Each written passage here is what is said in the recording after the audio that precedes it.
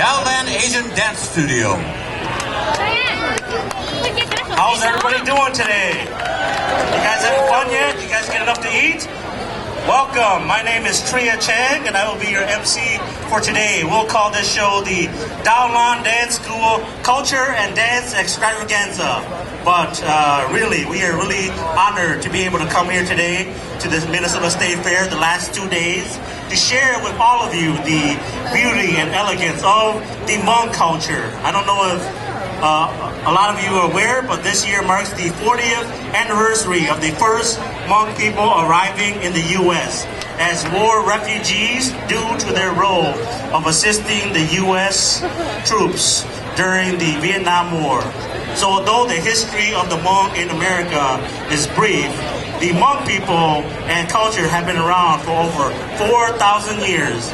Today, what we're going to show you today is that you will get a little taste of Hmong history, see the different types of clothing that they wear, and enjoy some unique dances from Dowland Dance School. So with that, let's give a warm welcome to the dancers who will be performing to you today, NND and Mulan dancers from Dowland Dance School.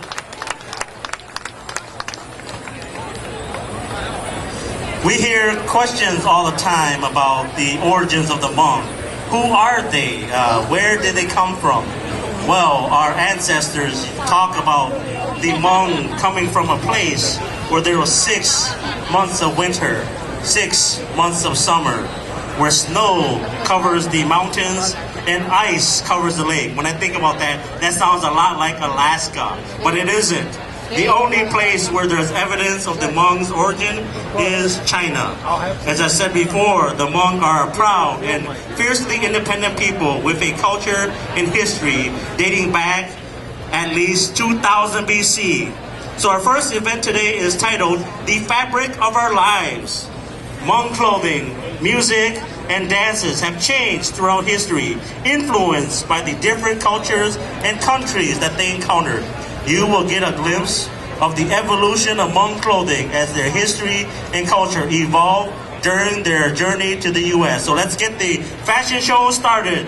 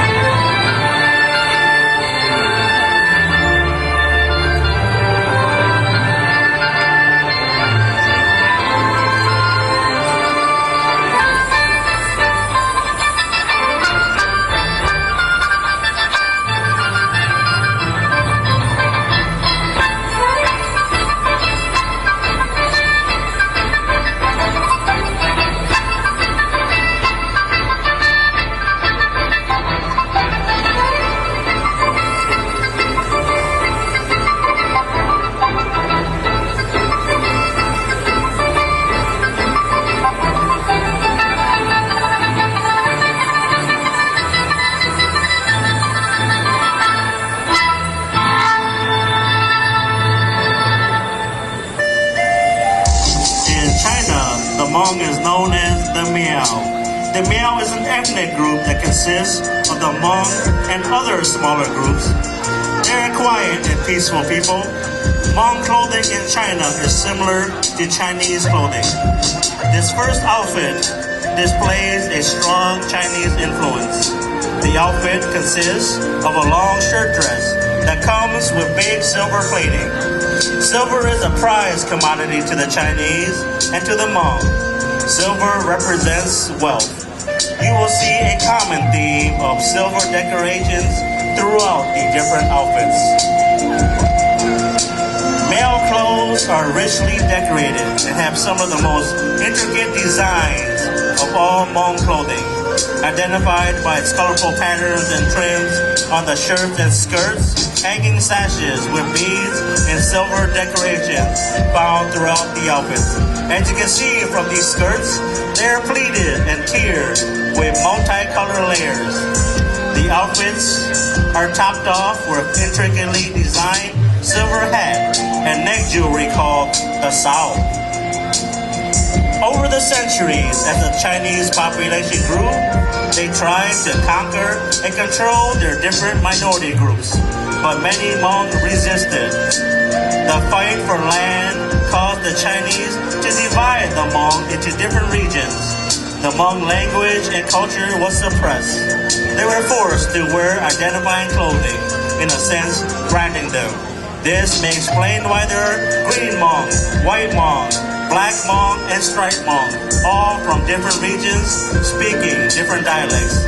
In the 18th century, after repeated clashes with the Chinese, some Hmong people moved away from China and headed into Laos. In Laos, the Hmong kept to themselves and lived as nomadic farmers on the highlands or mountainside. This next outfit is representative of the Green Hmong, or Mongling. This group speaks the Green Hmong dialect. The female wears a black jacket with a turned-out pattern. Each cuff is lined with colorful stripes. The female model's skirt is pleated with colorful embroidery and is accompanied by a matching apron running down the front. Around her waist is a sash. Silver coins are added to display the wealth of the family. The male model wears the traditional Green Hmong outfit. Distinguishing features include a really baggy pants with low crotch area, an embroidered shirt that exposes the midsection, and a red sash around the waist. In Laos, the Hmong practice slash and burn farming as a way of life. Living away from other populations, the Hmong were free to express their culture and religious beliefs. All this is apparent in their jewelry and in the intricate and colorful designs of their everyday clothing. Before you are the outfits of the Hmong Lapambang. This group lives in central province of Lapambang of Laos. Here, you see both models wearing black jackets with blue cuffs and black pants. Both models have on two aprons, which has one black stripe that runs vertically along the center. A red sash is worn around the waist and tied at the back with the fringes hanging down. They are both wearing flower turbans with a small black and white sash, or ZK, and both have on multi-layer turtle necklaces. Next, you have the traditional striped Hmong outfits. These clothing are worn by the Hmong people who live in the Sam Noi province in northern Laos. The models wear black pants along with a black jacket that has distinct horizontal stripes on the sleeves.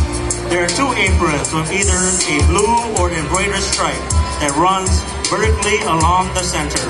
One is worn in the front, the other in the back. Sometimes Hmong women also wear turbans called fa, or flower cloth.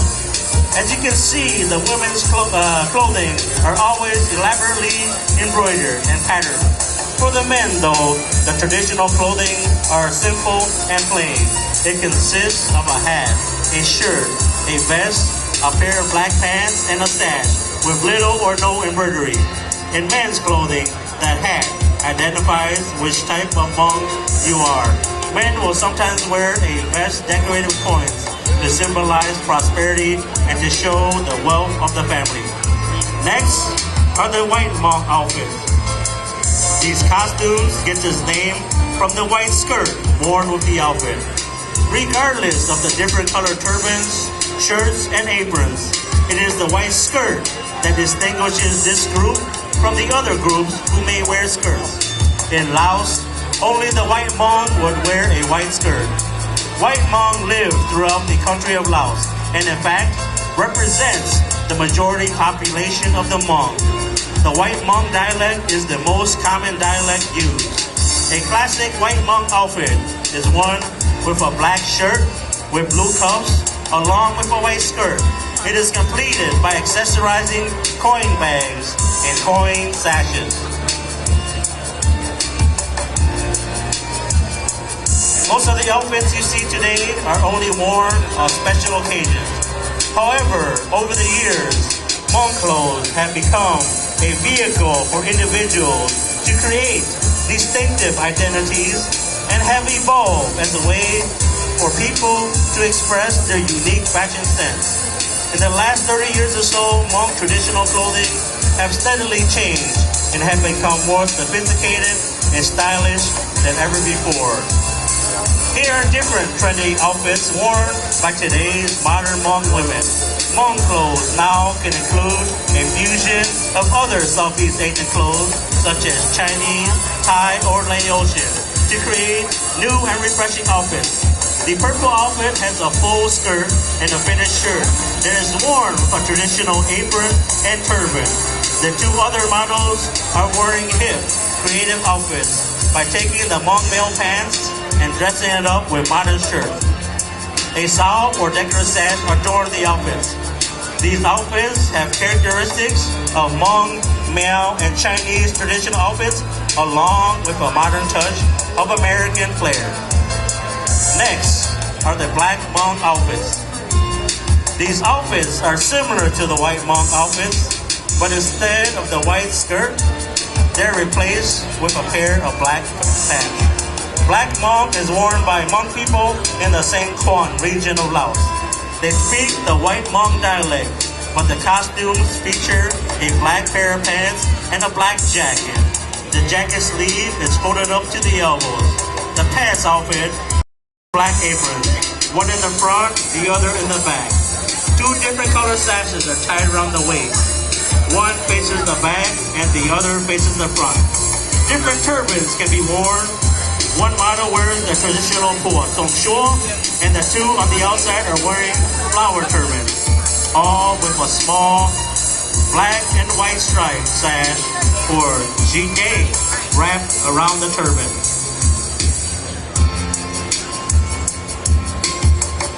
As fashion changes, today's Hmong clothing follows the fashion trends of the American culture.